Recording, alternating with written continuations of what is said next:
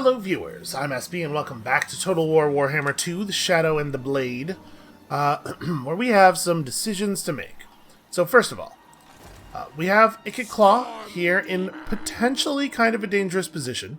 There are two kind of sort of armies over here that are ready to come after us potentially on the next turn. I just don't think there's anything we can do. We can see their basic movement range allows them to get out to here. They could initiate a battle as far as that, and we just can't get away. So I think we're going to go ahead and sit right here. If they come for us, they come for us. We're going to have to fight, and that's true no matter what we do. But if they don't come for us, we get a big fat replenishment boost, and then we can probably underway over to Skaven Blight next turn. So good luck, Ikit Claw. If this army dies, it's not the end of the world. Lost Regiments of Renown become available again 10 turns after they are destroyed, and at this point, while it would be a shame to lose a high XP weapon team, they're no longer irreplaceable, right? We would be able to just start a new army and rebuild, so I'm not too stressed about this. We're going to do everything in our power to keep this army alive, but it might not remain alive. We also have some other stuff to talk about. We have to decide exactly what we want to do about Rudiger Custerman. Now, obviously, Banning's army is a little bit less powerful than Ikit Claw's. In fact, a significant portion of this army is the worst possible units. Do we have any Regiments of Renown that we can recruit? We do not. We could maybe work on that, though, right? Part of the reason that I was focused on the weapon teams in the Forbidden Workshop was that we're building toward the 3 Regiment of Renown weapon teams that are in the bar down here. We have 12 vials. We have 12 canisters of warp fuel. So we could buy 3 more upgrades here. In 2 upgrades, we get a Sniper's Cape, which is, 12% missile damage. That's pretty good. And then 1 more upgrade after that, we get some Warp Fire Throwers. So, if we were to take something here, we could get plus 15% armor-piercing missile damage on Jezzail units that have no enemies within 70 meters of them. That's not a bad idea. We don't have any Warp Grinders, we don't have any Warp Fire Throwers. We do have a single Poisoned Wind Mortar unit, we don't have any Globadiers, but we probably will eventually. This is a good, solid, short-range Skaven unit. So what are the upgrades to these guys? We didn't actually look at these. Reload time reduction, that's immediately useful. We do have a mortar in this very army. Rot Spice number 5. Warpstone gas rakes flesh, but a strong mind might endure the agony. Man, chemical weapons, huh? Pestilent wind ammunition. Projectiles cause damage over time and reduce leadership. Well, it feels like we should probably buy those, right? Both of those upgrades? See, we're at 79 food right now, so we're pretty far away from being able to change up into the next, in terms of actual food, we're pretty far away from falling down into the next quantum of food we can afford to spend without losing anything this turn. I think I'm going to go ahead and do this. Let's take Warpstone Lung and Rot Spice number 5, and then we should get our Warp Fire Throwers right now, because they'll be useful in this battle. So let's take the scopes, I guess. It doesn't feel like the sensible thing to do to take an upgrade for a unit we don't have, and the Jezzails just don't get shot all that much. Let's go ahead and take some scopes. So that means, with all parts now researched in the Forbidden Workshop, our weapons team have reached their maximum potential. New specialized weapon team units have been successfully field tested and are available for recruitment. Yes, I know. I know that's why I did the thing. So let's boot one of these terrible Skaven slave units and grab these guys, the Doombringers. Honestly, considering how elite they are, their upkeep per turn is really not that bad. You see, like a Clan Rat Spear unit has 107 upkeep, and these guys are only 180. Like a mortar team is 431. That's a little bit more like what you expect to see with like a really elite unit. Yeah. Okay. I think we can take these dudes, especially if we manage to land that ambush on attack. We have 3 Doom Rockets. I am not afraid to use one. We are given very little hope by the balance of power bar, but I do not fear it. Do we want to increase our number of uses here of the menace below? We also have a magic resistance pendant, which does completely nothing. Here, you have this, because the enemy has access to no magic. Yeah, let's, wait, we did drop down? This bar is not represented well by the values. Because right now we have 68 food, so we should definitely be in the 61 to 80. I guess it's not 61 to 80, it's 61 to 80% of your theoretical maximum food. And my maximum food is 130, not 100. Okay. I was misunderstanding that. I mean, we get it now. Okay, so that means that the actual... I sure wish they put the actual numbers on here then. 60% of 130. Okay, so we... At this point, we can actually afford to spend a fair amount of food without dropping. This is pretty important to get right. I'm going to go down to 56. Yeah. Okay, let's try it this way. I will absolutely use a Doom Rocket if we need to. We have only one spell, but it is the upgraded version of that spell. We have the best possible Warp Lightning. So this is going to be another one of those things where we're trying to spawn in behind them and charge into their ranged units as quickly as possible. Just ambush them from the trees. And we have Mortar to play with. So I don't know exactly what the accuracy is on these Mortar units. I'm going to assume not great, because, you know, Skaven. But also, to some degree, that's just how Mortars are. Pretty low accuracy, but devastating against things like groups of melee units. We'd probably do better than 11 Winds of Magic. Wow, that really went better. Alright, so they have a couple units of handgunners. Handgunners are not any better at melee combat than archers are. And we're already familiar, you know, approximately with the function of... that's not what I meant to do.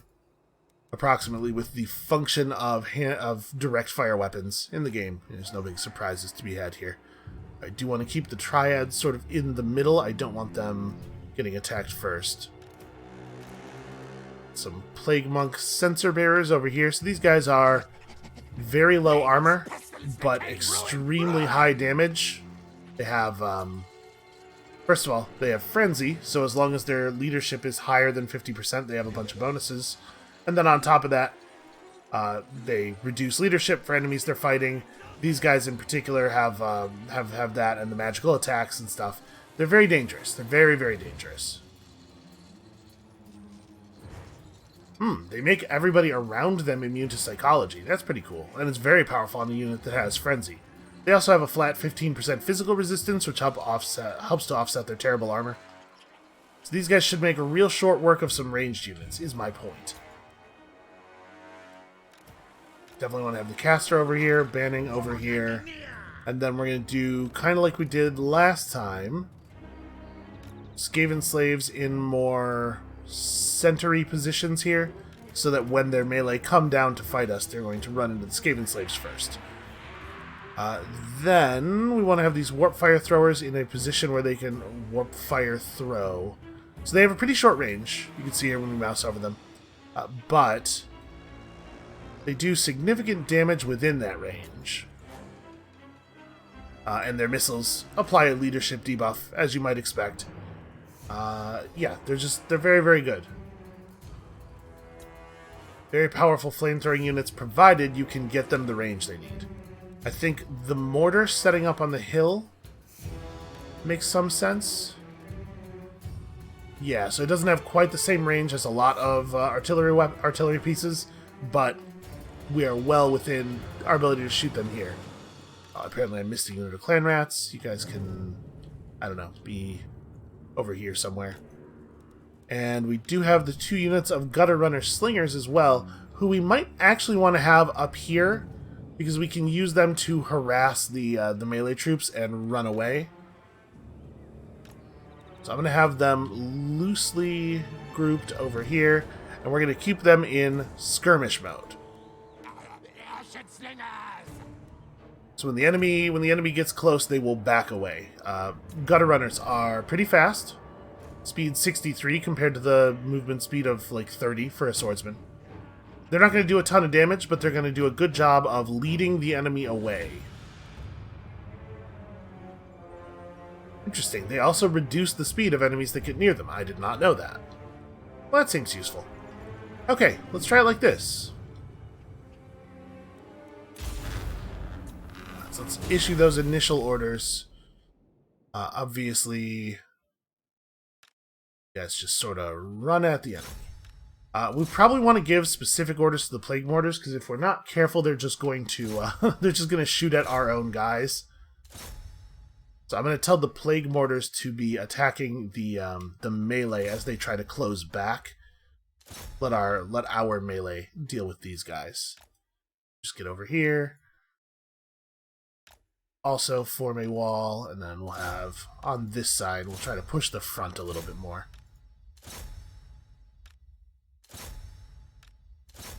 Focus on the ones in back for the moment. Guys, I don't know, just get up there. Manning's going to do his thing. He's just going to shoot at anybody who's within the big yellow circle. We don't need to specify too much with him, and we are, in fact, going to drop some nice early warp lightning. I don't know, right there. Just kind of formation disruption. And you should focus your fire on... I'm going to put you in guard mode so you don't go chasing anybody, but, like, those guys, maybe? And we shouldn't need to micro the gutter runner slingers too much, because they're in skirmish mode, which means they will automatically back away from enemies that approach them. But we'll keep an eye on them.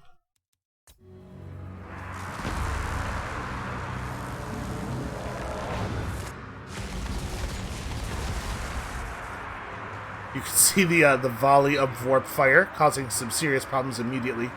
Oh wow, look at that.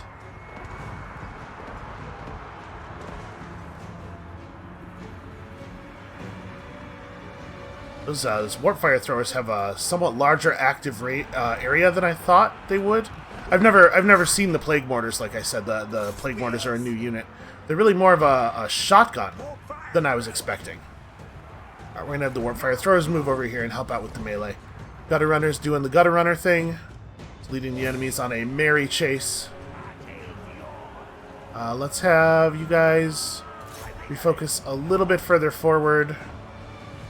And we don't necessarily need to use our reinforcements like as much as I was thinking we were going to.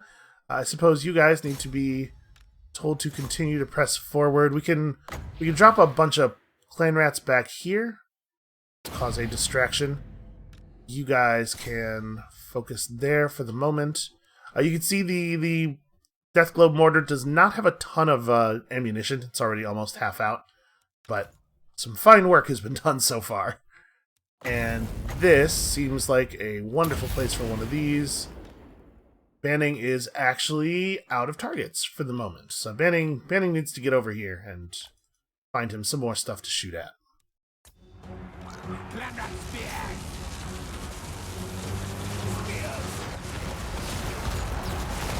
Okay, a little bit of friendly fire is occurring here.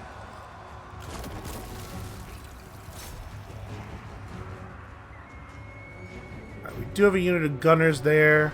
Yeah, the gutter runner slingers are going to be able to do some fine work without much help from me. I'm going to have Banning come around and just get into melee with those dudes. Alright, you stay close. A whole lot of you just stay on the dudes who are not permanently broken yet. Yeah, we're definitely taking some friendly fire damage here.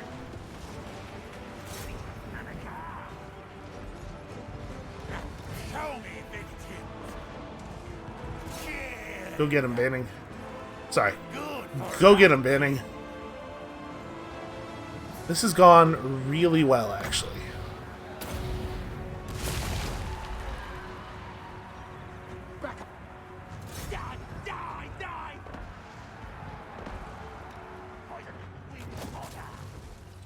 Okay, I'm gonna have them aim over there. You guys can come back and drop some fire into the backside of these enemies.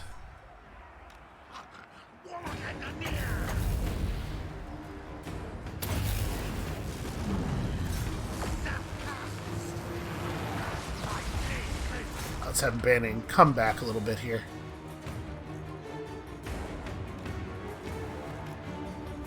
So I'm going to have these gutter runners try to cut back around this dude. They're fast, he is slow.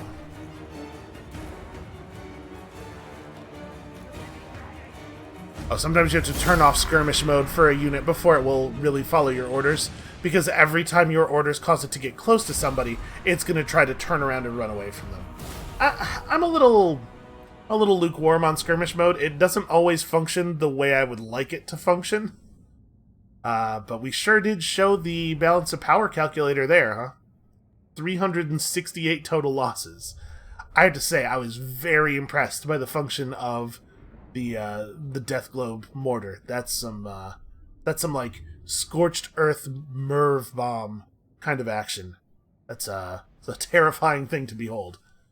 Also, warp fire throwers are just very, very good units. We really need to modernize our armies pretty badly, because we should have more of that kind of stuff. Let's grab a little bit more food. Never have enough food, it turns out. Banning got himself a potion of foolhardiness. You know what? Plus 36% charge bonus, actually totally fine for him. We have him charge aggressively into enemy units all the time. Unfortunately, they fell back into their own territory in a way that's going to make it kind of awkward for us to pursue, because they're too far away, and if we chase them, like they're going to get replenishment at the beginning of their turn. I don't have enough movement to go into ambush or anything, so I guess we just hang out? We didn't really go anywhere, right? Can I back up enough? I cannot back up enough to get... If I go into March mode, I can back up enough to get within the reinforcement zone of the city.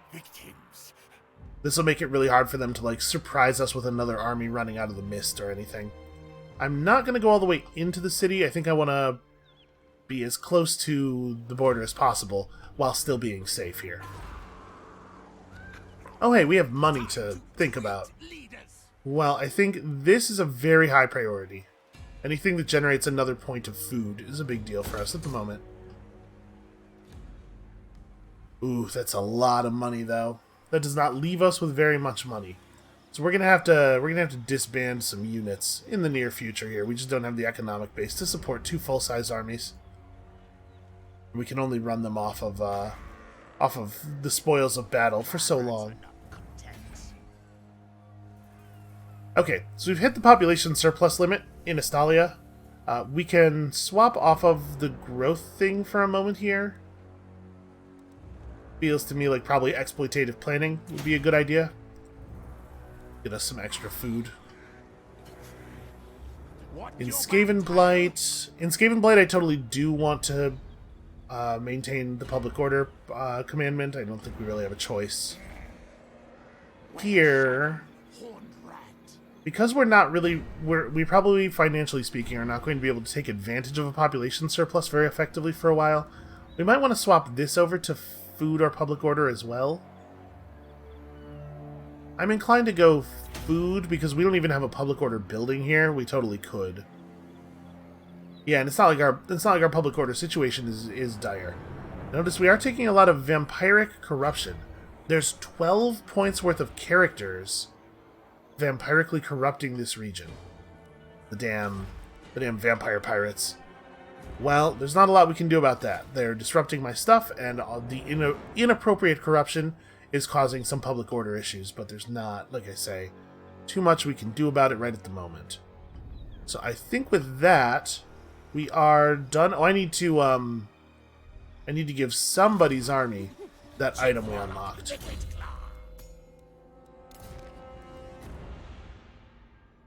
I mean, to be perfectly honest, I probably want this to go on either a Rattling Gunner team or the Warp Fire Throwers.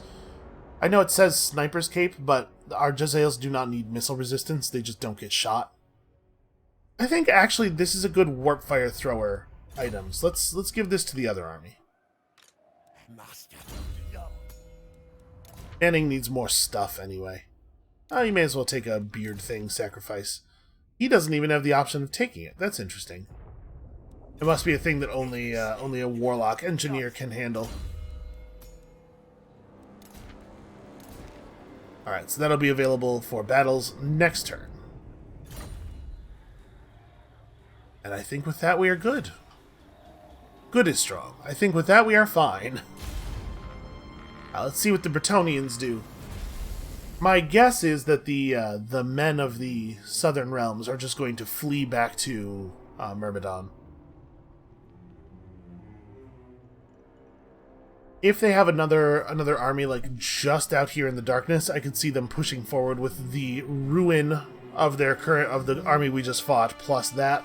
But otherwise, I expect them to just try to run home. All right, Carcassonne. Yep, they want to fight. Well, I think we have an advantage here. I know that they disagree, but I'm pretty sure we have an advantage.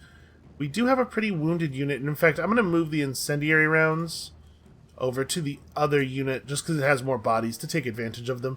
We have 6 Menace Below charges and Doom rockets, and their ranged units are still pretty shredded. These foot squires are a little bit concerning. But listen, we'll avoid having to deal with their good infantry by just shooting them all to death before they get into melee range. Pretty sure that's why people stopped using sword infantry in the real world. It is almost certainly the case that the Council Guard are going to get themselves killed. Pardon me. It's almost certainly the case that the Council Guard are going to get themselves killed during this battle because they don't have the good sense to run away. Alright, their reinforcements are coming in over there. Also, these trees are going to make it a little awkward. If the trees were inside our deployment zone, we could use them as cover. With them being right in front of our deployment zone, it's going to make it a little awkward to shoot people. So I'm inclined to play way over here and then just fall back out of the trees. One thing I'm thinking is that I'd really like to be able to pressure their reinforcements right as they come in. Maybe that's the wrong way to go about this, though. Maybe what we do instead is go as far away from their reinforcements as possible, because that's all their ranged units. We try to just deal with the melee using spells and our own range and stuff. Yeah, let's give that a shot. Ready. So, Jezzail teams like here. It gives us a little bit of reach into their deployment zone. The Rattling guns are they're going to have to move after combat starts, so it doesn't matter too much where they are, I think. And then I think that's actually true of pretty much all of the melee as well. Just kind of put everybody over here and we'll figure it out. Okay, bad result.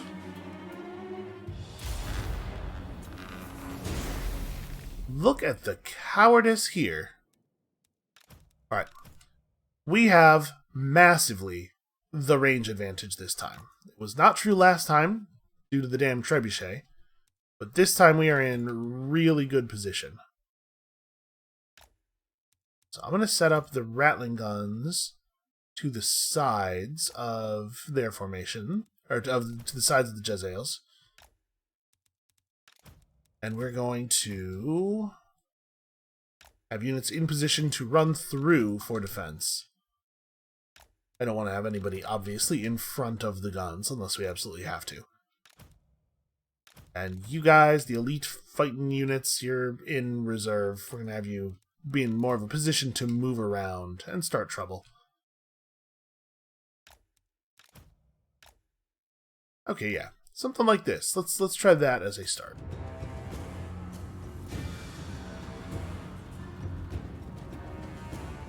Oh, we have warp bombs available from the top level garrison structure in Bilbali is providing us with the warp bomb ability.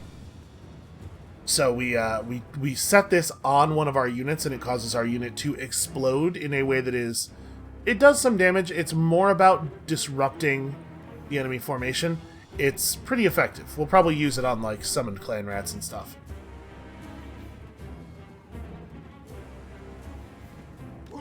Do we need to creep a little bit forward?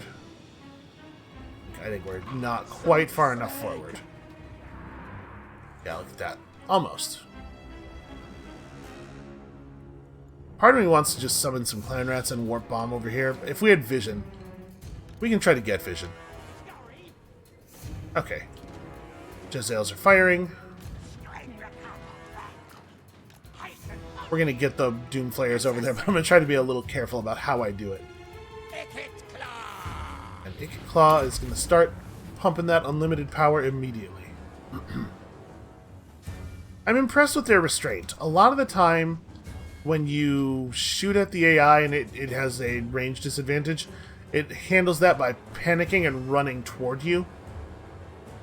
It's like, well, we'll just close. But yeah, backing off is definitely the right move for them here. Just taking some fire while they get to a more secure position. Especially since they have this ridge, which is going to make gunfire really tricky. This is unusually smart play.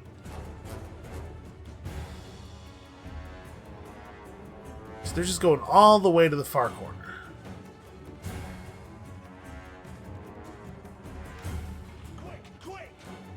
That definitely makes it safer for me to run the Doom Flayers over here immediately. You can see our units are very tired because we were in March mode. So, we're going to be bad at melee combat here. Even worse than we usually are. So we really want to work this range advantage for everything that it's worth.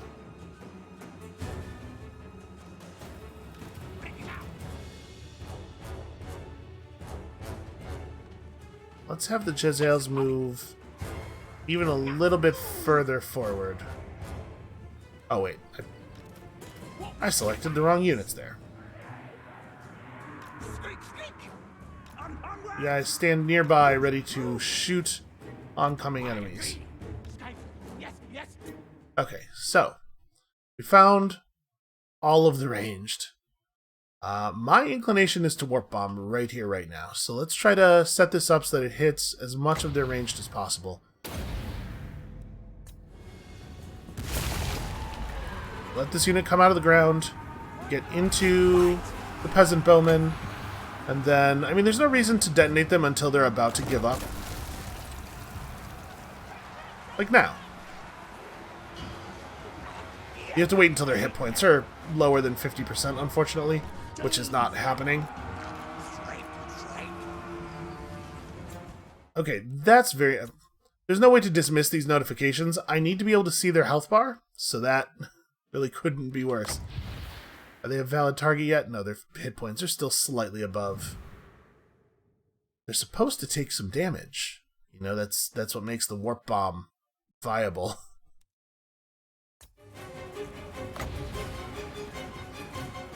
Oh, stop escaping. Stop being effective at escaping. I need you to die, not run. Yeah, that's not working. Alright, well. Seems like we kind of broke the standoff, at least. They are not okay with my approach. So I'm just going to grab all of these guys, and we're going to move them up in formation. Hold on, there's a way to rotate. There we go. Move up in formation like this. You guys end up over here. The weapon teams may have to fall back a little bit, because I was over-microing. I was not paying attention to this part of the battle enough. But we can certainly do some disruptive stuff on the way. Like, we can throw a great big cracks call out in front of them. Oh, never mind. I have to be closer. Alright, well, get closer.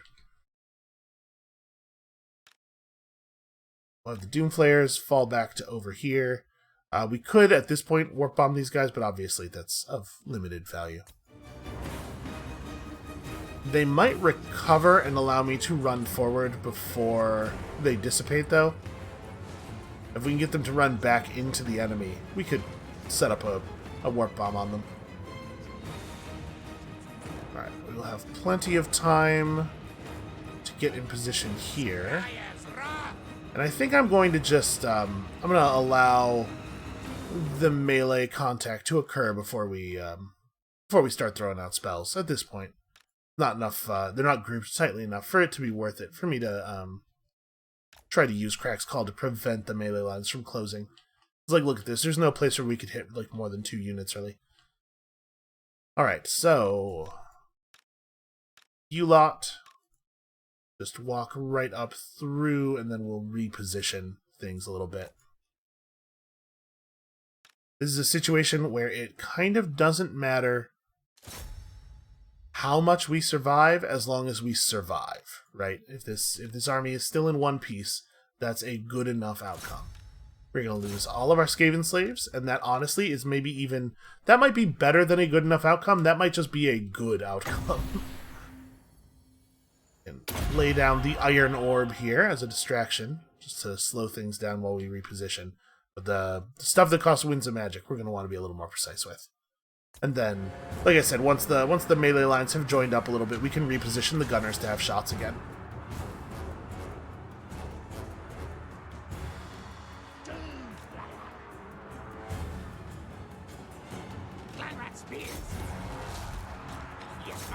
Gonna get these guys engaged as much as possible, and then we can warp bomb them. Yes, yes.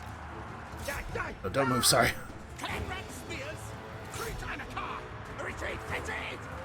Okay, that should work. This is not entirely ideal, but I think we don't think we want to summon reinforcement rats onto the backside of that, because I think we want to use our reinforcement rats on the incoming ranged. Also, considering a Doom Rocket over here, we do only get to use one, so we gotta be smart with it. But like flattening, is this 2 full units of foot squares? Yeah, flattening 2 full units of foot squares seems okay. I'd like to get more than that, but I don't think we're going to have the opportunity to get more than that. And obviously the Skaven slaves that die here are acceptable collateral. Yeah, I'm just going to do this.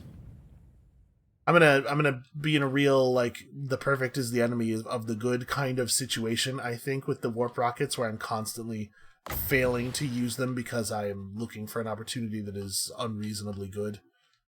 And I do want to summon one of these. Like, we got to start spending charges here if we're going to get the benefit of all of them. Maybe we'll just use them to slow this down. These guys are not going to, like, tear apart an enemy of archers, but they can certainly get in the way.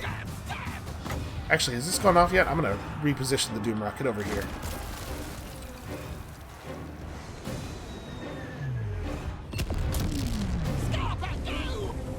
Yeah, that was a pretty good set of clan rats to hold those dudes in place.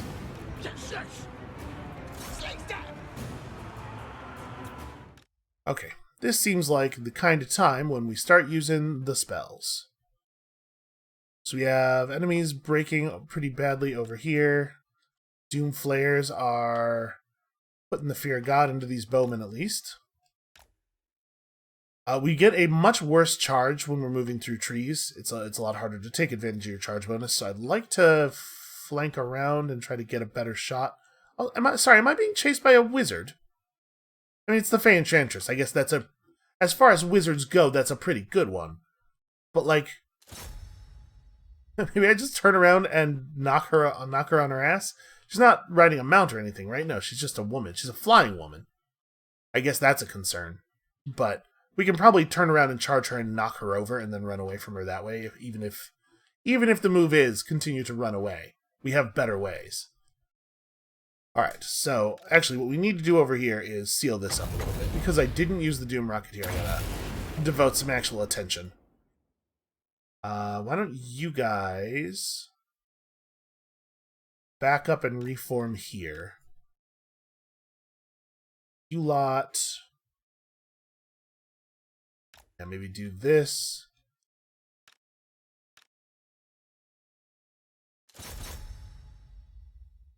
You guys kind of... Yeah, you guys should be able to get a shot.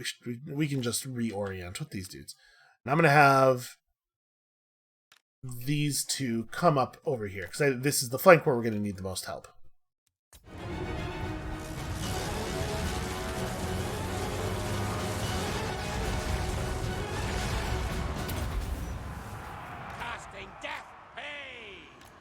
Okay, they did what we needed them to do. I certainly don't want them to stand there and get caught by battle pilgrims.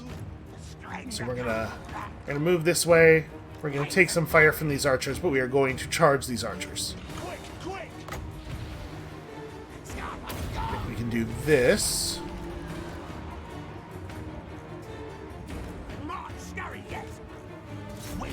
set up in order like that. Okay, you guys just get in the get in them.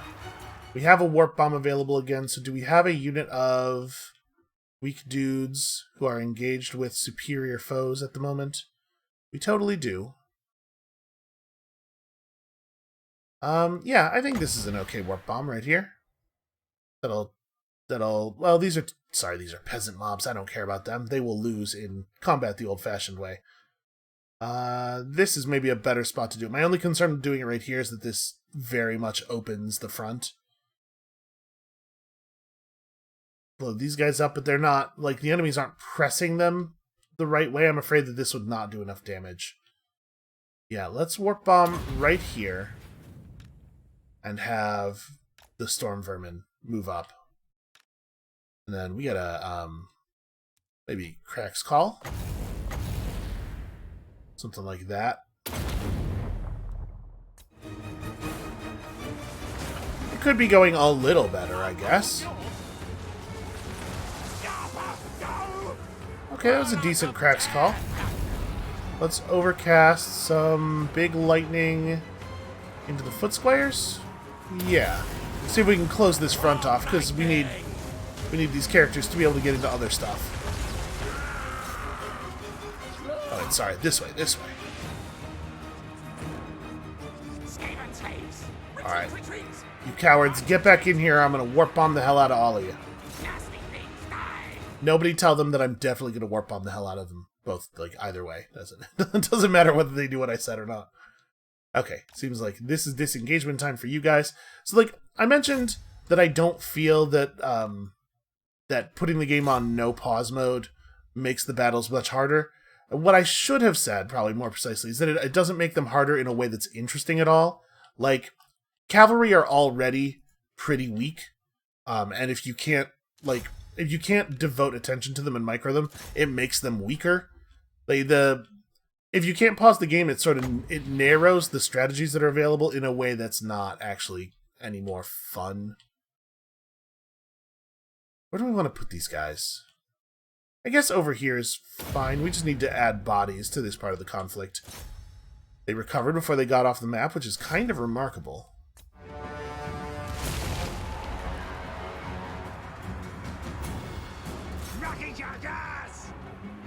Okay, he's got a lot of recovering to do. You know what? Some friendly fire from the spells is absolutely acceptable to me. Oh, keep running. Keep running. Here, go after those guys. We should be able to get away from... Yeah, I think we're going to be okay here. We're definitely going to take some minor losses on the Doomflayers, because I'm making them do a lot more work than usual. Right, just keep rolling straight through. Never stop. Okay, got some decent gunfire going. Yeah, they're doing a great job of of showing these archers who's boss.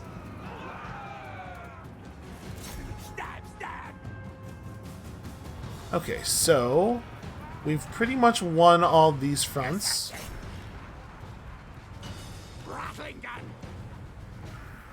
Banning in there. The Council Guard yet lives because we've been very cautious with them. Let's keep that going. We need people running forward to archers here, though. If you guys do that. Okay, I think we're seeing the final break here. Yeah, they're panicking. This went very well for us. I'm not sure that we needed to spend the Doom Rocket, but I do like using them, and there's no sense stockpiling them too much, since we can only use one per battle anyway. So we ended up only losing, like, actually losing 2 units, it looks like. Gun team's got lots of kills without really taking any meaningful damage. So you might notice here that the Doomflayers are represented as being at full health, despite the fact that they took a ton of damage over the course of the battle. The game doesn't do a great job of distinguishing between the game doesn't do a great job of representing the health of a unit. See, a unit is made up of multiple figures, and each figure has its own hit points. It's not like in a lot of strategy games where, like, you know, in Civilization, you'll have a unit of spearmen, and it'll be represented on the world map by like 6 spearmen standing in a single hex. But that unit is actually a single entity, it only has 1 health bar, and the number of spearmen is just art to show you approximately how healthy the unit is. In the case of these Doomflayers, all of the Doomflayers took some damage, and so in battle, the Doomflayer unit's combined health was lower than full. But as long as you don't lose any figures, when you go back to the strategic map, all the figures in a unit are restored to full health immediately. So because we didn't actually lose a Doomflayer, the unit is back at full health as soon as the battle ends. Sate the black hunger. This is not very much replenishment, so I guess we'll take the food. That's very embarrassing for them. That just went terribly. I know I said we were going to underway to Skaven Blight, but I wonder if we should pursue and devour. So I do want to go back here and get access to some of our better units. We want to rebuild and modernize these armies, but we kind of can't afford to. So maybe pursue and devour is the smart play. And we'll get around to our legendary item eventually. Yep, and look at all that replenishment we got. This is why I prioritize replenishment rate so much, so that you could do stuff like that. We don't have access to a Regiment of Renown, which means we can't pull anything in instantly, but we can just chase these guys into their territory real quickly. You guys are the snipers. Yeah. Alright, so obviously completely trivial win there. 0 losses is probably about where we would have been if we had done that naturally. We got ourselves a Warp Lightning Cannon. If you're facing Ikit's cannon crew, chances are you're already dead. We will definitely play around with that. We've also got a banner that lowers melee defense but increases speed. That's interesting. There are definitely, like, this on a gun unit makes total sense, right?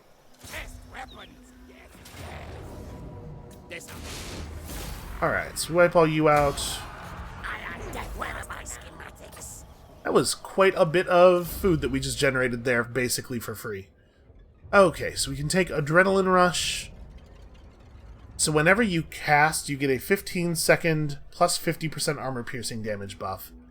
And his armor-piercing damage is 300, so 150 extra damage that is not reduced by stuff. But it's an exclusive choice.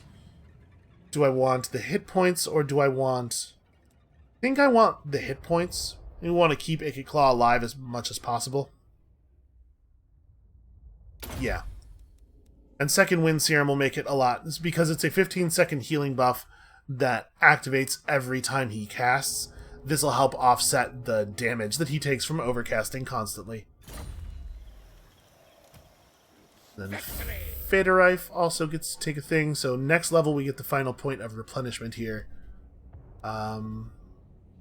He currently doesn't have concealment bombs, but I'm not sure he needs them. We might just take Precise. What if he did even more damage? And actually has 2 skill points, so we'll get Slippery. This lets us up into this higher level where we're going to get even more melee attack, potentially. And what we're really trying to do is get to Assassin's Trophy, right? The ability to just completely nerf an enemy character's stats so that Federife can overtake them and devour them. There is also a 10% weapon strength for a single skill point skill here, which is awfully nice. And then now we just move back here. Stupid plan. No, I want you to get in the province. There we go. So now we'll go back to full. We'll be able to get to Skaven Blight. Yeah, we needed the money from doing that, I'm pretty sure. I never felt pain. Moving shadow in the dark. Sneak go. Alright, looks like they did in fact run back to Myrmidons. Do we want to grab that lightning cannon before we leave? Probably. We don't need to have all of these units of Skaven slaves. This is going to make this army more expensive, but it's also going to make them so much more effective. So Warp Lightning Cannon is pretty much what it sounds like. It's a lightning cannon. What is this? Reduces adds 10 seconds to people's ability recharge time. That's weird. I'm not sure how useful that's going to be.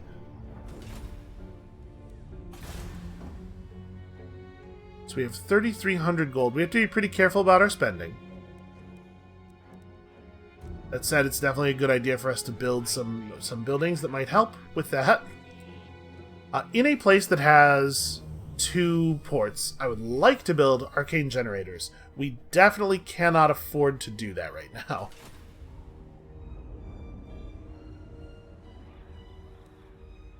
Yeah, that's we're in a little bit of a rough spot here. Science, sorcery, death. Castle Carcassonne only has an 11-unit garrison, huh? Alright, hold on a second. Let me fill up the 2 empty slots in this army. We might just go attack Castle Carcassonne and establish an undercity. Something. Like, we need income, right? We need sources of income. So that might be a good way to do that. Let me grab just... I think just 2 units of clan rats? I mean... Maybe it's Skaven slaves because we can't afford the upkeep on the clan rats? The upkeep on these guys is certainly low. Claw has No, we're gonna get real units. Okay. Also, where are we at on Doom Rocket timer? Next turn I can build another Doom Rocket. I may.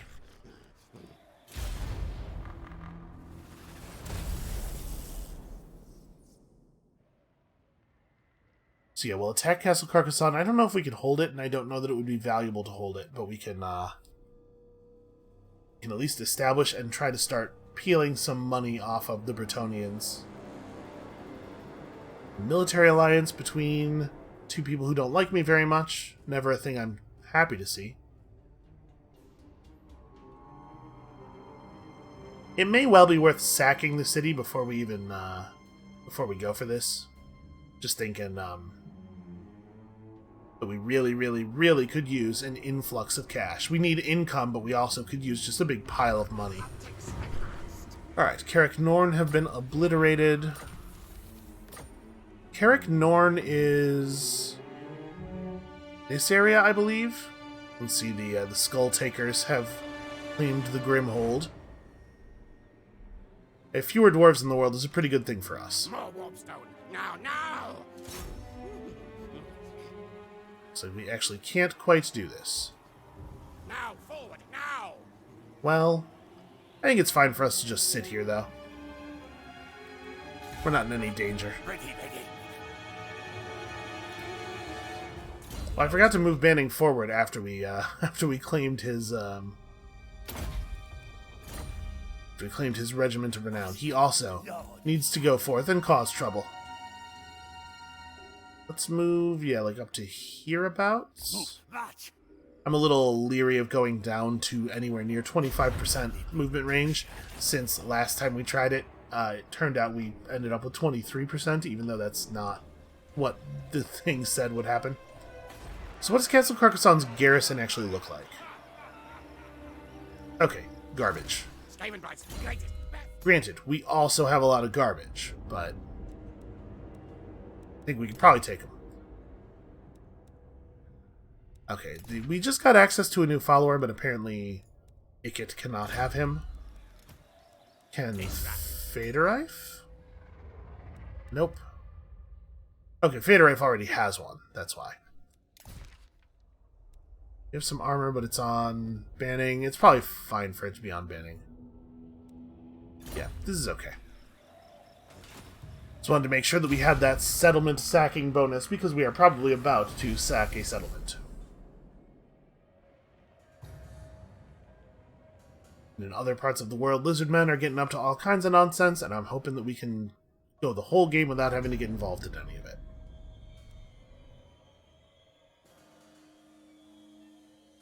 But yeah, if we can successfully sack Carcassonne, the amount of money that you get from that is based on the advancement level of the buildings within the city, and Castle Carcassonne is tier 5 with a lot of upgraded stuff we can see. Wow, did they recruit 10 units in a single turn? Is that what I'm seeing there? That is a little suspicious. That's a little, I disagree with that. I mean, it's not going to stop me. our units are still a little bit better than theirs in terms of actual impact due to, first of all, human brain versus AI brain, but secondly, magic and everything. Raise or sack Aquitaine. Aquitaine's a little far to the north for my taste. It is forbidden. Okay, it's not 10 actual units because there's some number of characters involved there. It is, okay, and they got a lot of horses, which is actually not a good idea. It's not a good strategy during sieges. Because what's going to happen is their horses are just going to sit inside the wall. Let's have this be our plan. We'll build some things. We're not just going to go straight in. But we should be able to take this, I think. And kill a bunch of their characters in the process. Our funds are low right now, however. Which kill device to use? So we're going to have to do a couple of things. Thing number one, we're going to have to start raiding. And thing number two is we're probably still, after starting raiding, going to have to fire some people. We cannot get anywhere near actually taking a settlement. So raiding requires 50% campaign movement. None shall cease thee. Startle forth, Rat King. Seal, destroy. Okay, so we need to disband just a little bit this turn.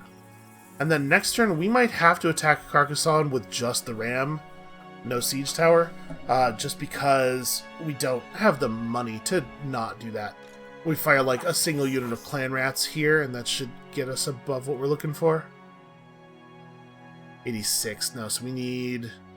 Yeah, if we fire a unit of clan rat spears, that gives us exactly enough money to last the turn. Alternatively, we could fire several units of Skaven slaves. I think this is the right move. That did not exactly do what I needed it to do, but now we can fire a unit of Skaven slaves. No, actually, this is not quite going to be good enough. Well, yeah, I guess we'll get rid of these guys too. Alright, that's got us kind of sort of solvent for a turn. Look at all the food we have, though. That's pretty cool. Growth and public order and leadership everywhere.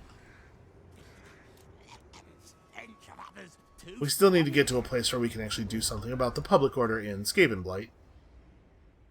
And we're going to keep the growth commandment on here until we get close to the 5 population, and we're going to need to cap this place out. But I'm excited about capping that place out.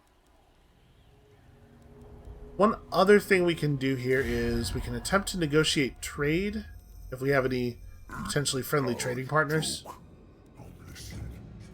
Military alliance, probably not, but military access and a defensive alliance I would totally take. So the difference between a defensive alliance and a military alliance is that in a military alliance, if your ally declares war on someone, you are also called to that war.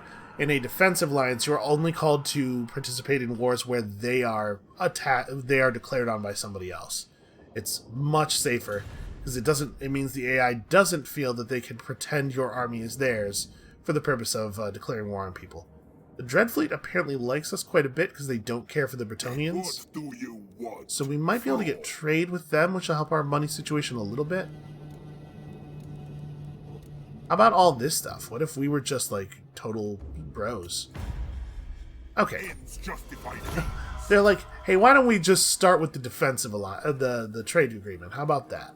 A senseless request. Okay, we're trending toward 35 attitude though. Not turning on the Beastmen is really helping us out here. The fact that our reliability rating is very high means the AI trusts us more. These agreements would be harder to get if we had been more treacherous. I know, it's a little out of character, but treachery is not always the answer. Only most of the time. Like 87-ish% of the time.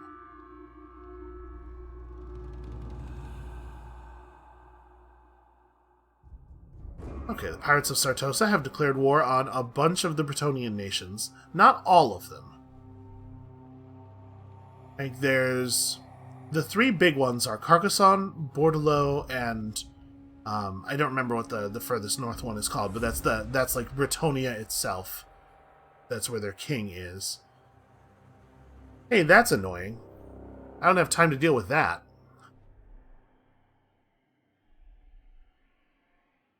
Yeah, dwarves. Dwarves right at this moment. That's a problem. The Knights of Origo is one of the smaller Bretonnian factions to the south. Okay, so Sartosa has formally expanded down there. +1 public order. Hooray. We researched the murder technology. We figured out how to murder. Well, I think this has to be a priority. We gotta just go right now, because this army is needed elsewhere. So, how much food do we want to put in here? I'm currently at 87% of my... I mean... Some, but not a ton, I think, is the answer. Maybe we put in enough to stay green. You know, we're gonna get food when we win the battle, though. Maybe we do go to maximum uses here. Yeah, I think that's right. No contest. We will make enough food from victory that it will work out in our favor. So they don't have any siege gear. They have a wall, they have towers, but that's really it. I think that this is going to go really badly for them, actually.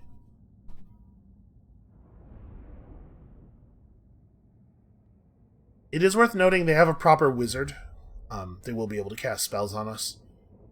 That, I believe, is the lore of beasts, which means she's going to have access to some stuff that's a little bit annoying for large numbers of weak units. The spell that summons a ton of crows to devour your guys is going to be pretty effective against us. I think we probably want to start on this side, just like looking at the setup of the towers. Well, maybe we do want to start over here. There's a nice big area here where we wouldn't be in any danger, and the ram gets to start quite close to the gate. Yeah, okay, the game's right. It should be here. So who is manning... Alright. The Council Guard is manning the battering ram. I think that's fair. That's reasonable. So yeah, their mage does have an AoE spell that does damage to everybody in an area. It doesn't do very much damage, but we have a lot of guys who don't have very much health, so that doesn't help us all that much. But we don't know where she's going to be or how they're going to manage her. It's possible that this won't be a big deal. They have managed her by placing her directly on the wall. I mean, they haven't bothered to put up any, post up any melee troops. They do have foot squares right down there, but I think we're probably just going to charge the wall. We're going to charge the wall by, like, moving up to here first. Guys, this is not the formation that you are in. Oh, I'm not allowed to stand over here, it looks like. So I guess we would have been better off on the other side then. I didn't realize this was unpathable terrain, because it's, like, clearly not unpathable. Yeah, that's deceptive and profoundly stupid. Like, if you want the map to end here, just end the map here. So we are going to have to, unfortunately, approach under tower fire a little bit more than I would like. I'm going to hit Slippery here. We're going to give him that speed boost. He's just got to get to the wall. I'm going to have him just get up on the wall. So here's that crow thing. Can't tell which unit she cast it on. You can see it doesn't really do a lot of damage. Fortunately, clan rats with shields are able to absorb ranged fire from the side fairly effectively. The Death Runners should follow the assassin up onto the wall. Yeah, I mean, if he gets up here and he gets into the wizard's life is over, right? So she has to bail.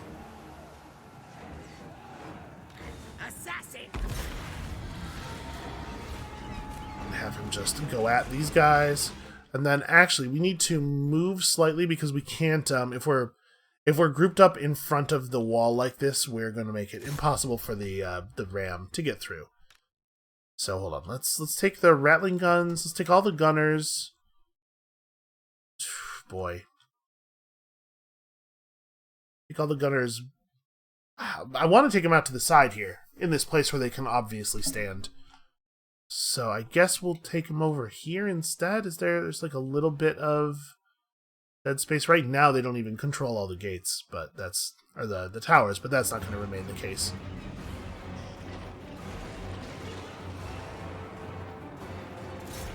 I think our ultimate goal here is to get control of the walls, post our gunners up on the walls, and then shoot all the knights from within. You guys got to get out of the way. Yeah, that's not too bad. So we have a unit of knights errant back here. We're not going to be able to cheat and take over the town center. They're being very vigilant about that. Also, they have Pegasus knights. Flying units are a thing we do have to be a little worried about. We can swarm the walls, though. This will be pretty effective. May as well be doing this, and then let's... Yeah, as soon as they get melee units up on the walls, we're doing this thing.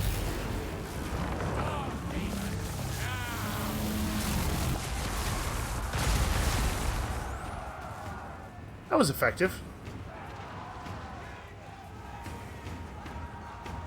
Okay, we made enough room. The ram is getting through just fine.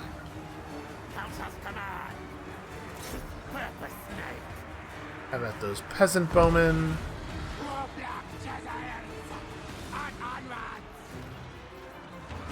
We actually have control of this tower. I mean, I don't really want to put my Jezzails up on the part of the wall that is being shot at with arrows right now. Oh, they moved a character up onto the wall here. The paladin Thomas Packet needs to be dealt with.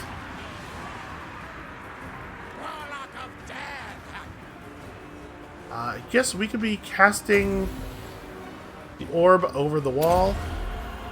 We could be casting a lot of stuff over the wall here. We just got to be wary about Crack's Call, because wind spells don't work near walls, like at all. Alright, the gate is open. So in theory, this allows them to bring their knights into play, but in practice, it would be very foolish for them to charge a unit of storm vermin with halberds. Like, that's the whole thing storm vermin with halberds do is kill horses. Alright, so we're chomping up their beast damsel here. I'm having trouble getting the assassin to actually move in on their character, which is a thing that needs to happen.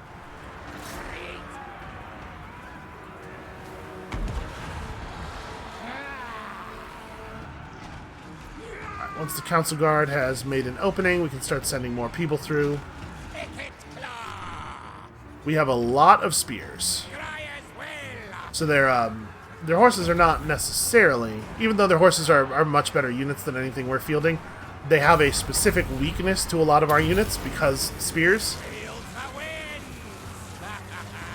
So I think maybe what we want to do with our gun teams, instead of clearing the walls, getting them up on the walls, and letting them fire through that way, is we just have them run through the gate now. Now that we've created a little pocket for them to be safe in.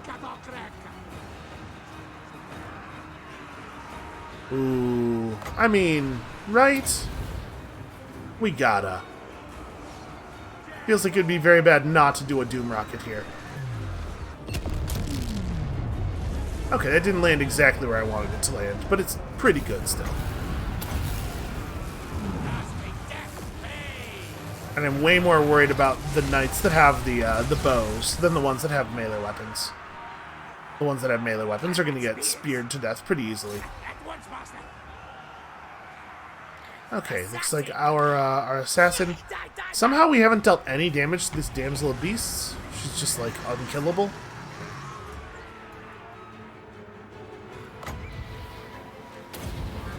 Sure you guys think that the thing you're doing here is smart? Let's just educate you as to how that is not the case. In particular, I like this because we're going to get these guys panicking and then they're going to run off the map immediately. I was trying to cut these bowmen off so that they also would be running away from us in that direction, but I guess we are not going to have that level of luck.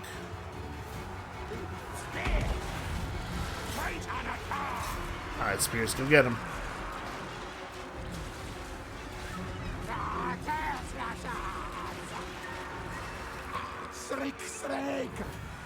Are we starting to deal damage to that? Our assassin's getting murdered by foot squares, but like we're not dealing any damage to any of the enemies up on the wall somehow? Warp lightning! Okay, those archers are broken. You are a paladin. I don't want to send weak rat units to get into a fight with a paladin. And they still have a lot of stuff going on over here. Death runner! Like a lot of powerful units that we can't just summon garbage into. Storm demon prime!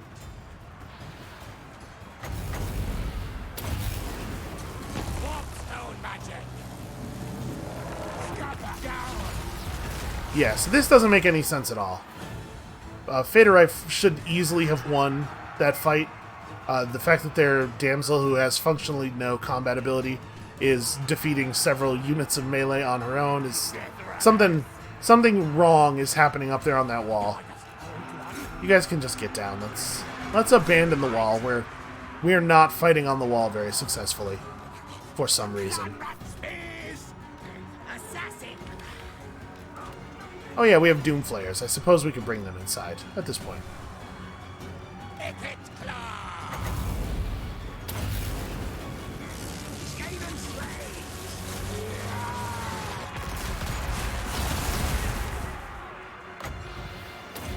Alright, let's get some units in here. Now that we have the Storm Vermin coming up, we want to trap the knights in place. Clan rat spears! Yeah, the Storm Vermin will make... I do love this unit of clan rats that has the flaming weapons. That's really cool.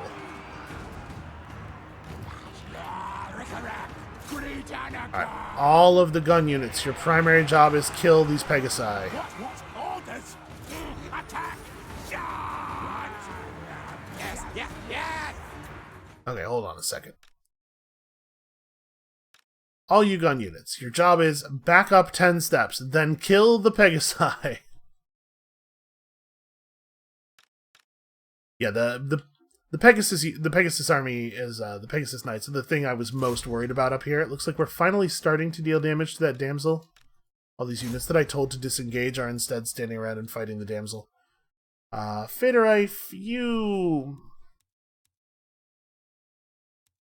Should I have him just withdraw? I'm gonna have him stay in so that he can provide his character leadership aura.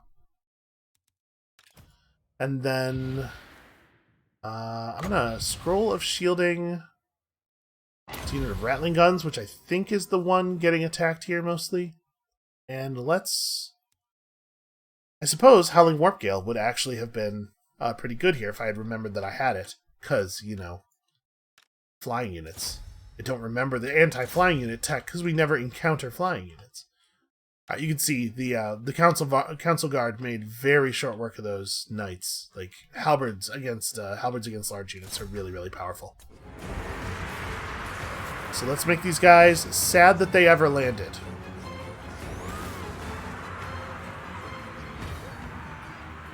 Their overall stats are not very good. It's just that they're fast and they're flying and they have a high charge bonus. So we should be able to resolve this problem fairly quickly. Nope, you guys stay focused. Warp not Jesuits! Scampering! The Valley Tide! It shall be done! Enemy things melt! Okay, looks like we defeated the damsel. She is in full retreat, and this paladin's actually not doing all that well against us. He is supposedly a melee specialist. Alright, so we got Pegasus units getting hit from all sides here. And they did a good charge. They broke up our weapons fire for a moment. But I don't think they're going to be able to hold for very long here. Retreating units getting shot in the back. That's why you don't retreat. What's the range on Warpling? Could I be laying out on these guys? No, not quite.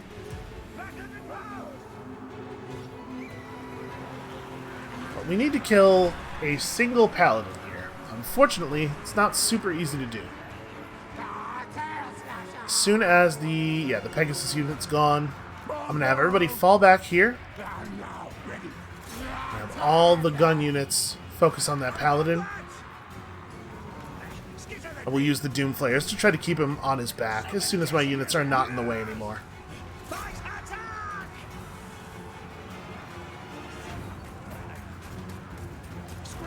Alright.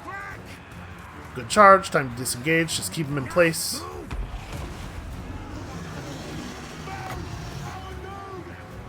I think we can probably summon a unit of clan rats right here just to keep everybody from going anywhere.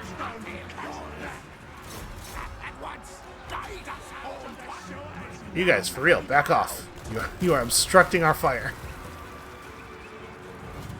He's on a horse, right? Yeah, so he presents a nice large target for the guns. They should be able to do some good damage here. You can see he's bleeding pretty badly already.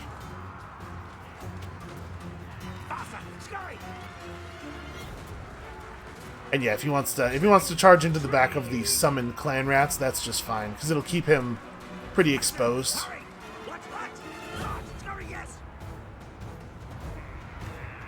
All right, this is all that's really left. The Death Runners are doing an incredible job of defeating absolutely everything that comes near them. This Paladin is still alive. We get to shoot at him with our tower.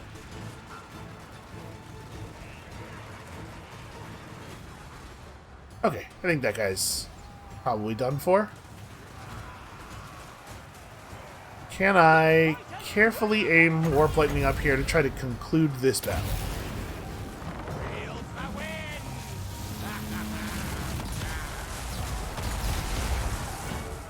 Okay, that'll be the end of that. At some point, the knights will surrender, because they will have no other options. Why don't you go chop him up? He's probably too fast. Okay, yeah, never mind. You did what needed to be done. Okay, I think we have a nice alley for the Jezzails to fire down here. Let's get them in position.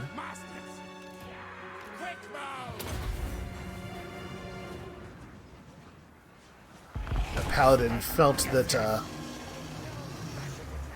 he had recovered enough to come back into battle, so that should break pretty fast.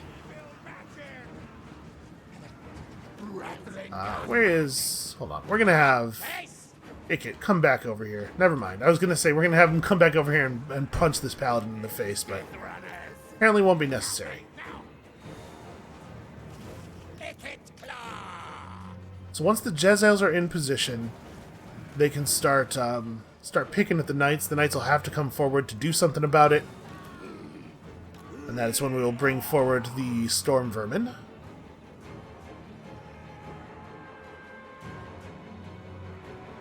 Still getting oriented, apparently.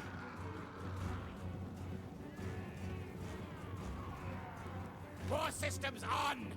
Yeah, Nick, it needs to be over here as well. Alright. Large size units do not fare super well under ranged fire, because you get a lot fewer misses than you do against normal infantry. So presumably they will do something at some point. I'm gonna have Ikit come forward far enough to brass orb them.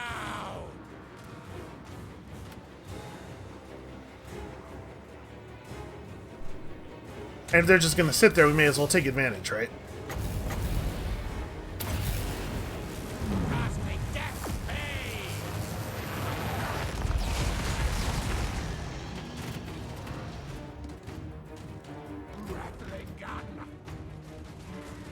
The Rattling guns are doing fine work over here.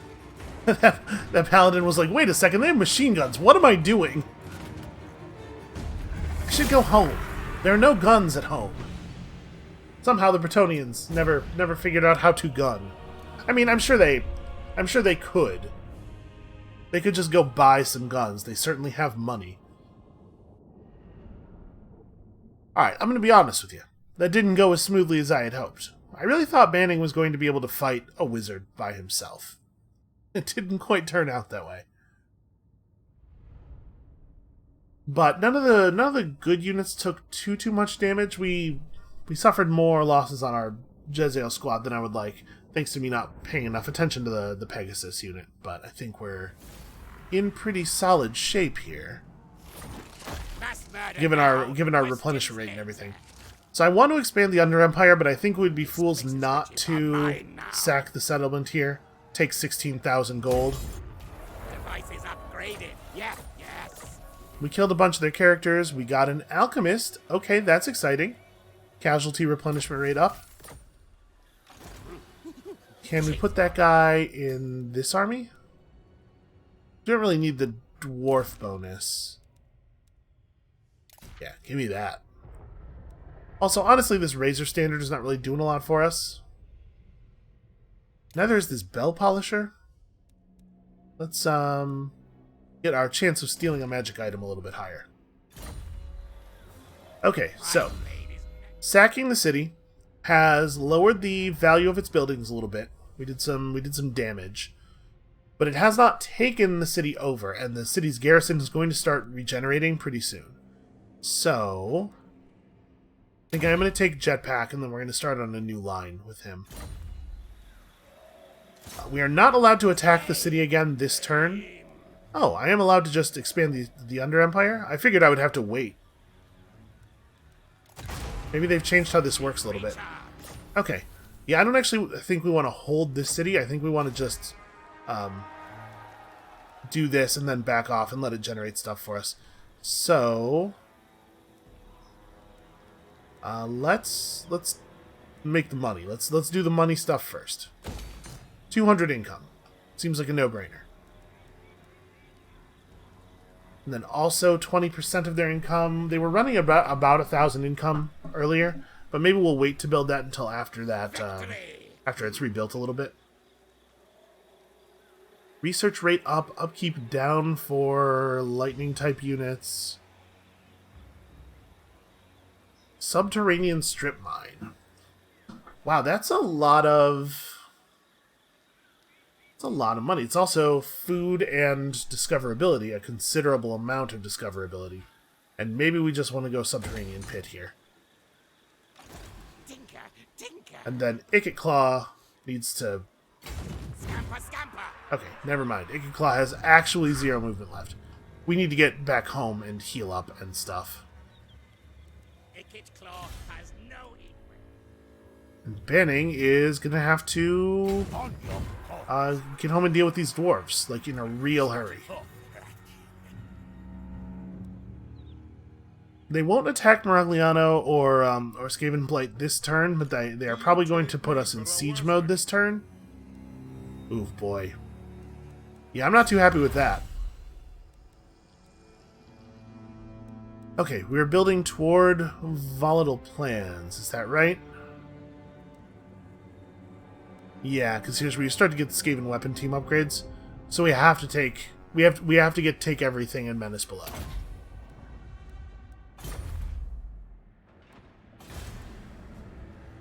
And then we do have cash now. Suppose we ought to spend it. Especially since we can, in some places, spend it on things that increase our cash output. Do you see this? Our public order is positive in a region. That's a green number. We're actually doing it. We're living the dream.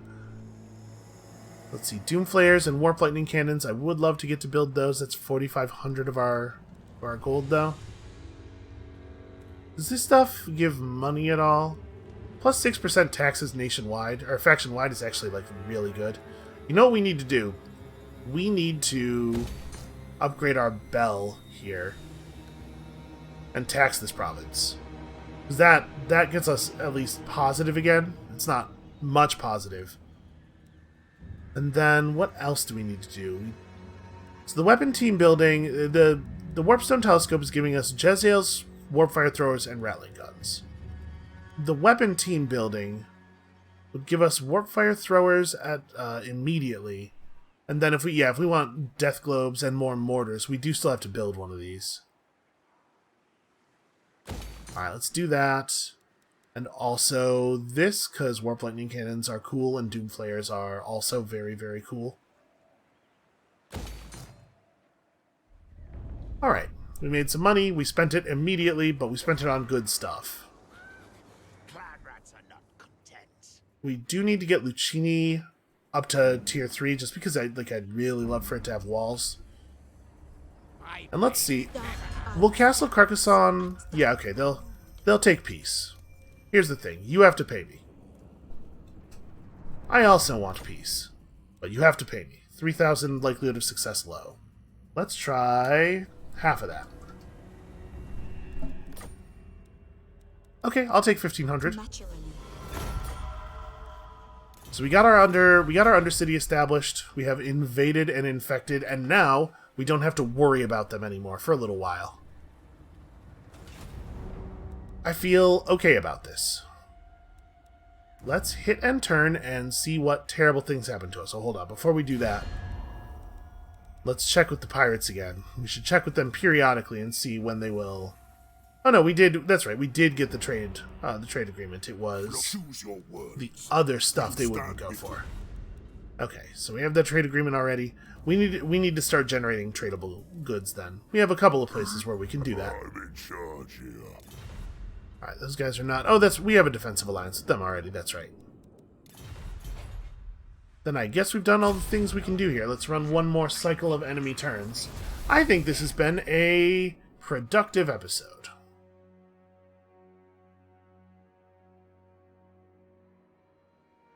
Hopefully we can keep Carcassonne at bay for a little while. Because we really do need to deal with the factions that we're at war with now. Not necessarily killing them, but just like getting to a place where they are willing to take a peace deal so that we don't have to worry about them invading us constantly.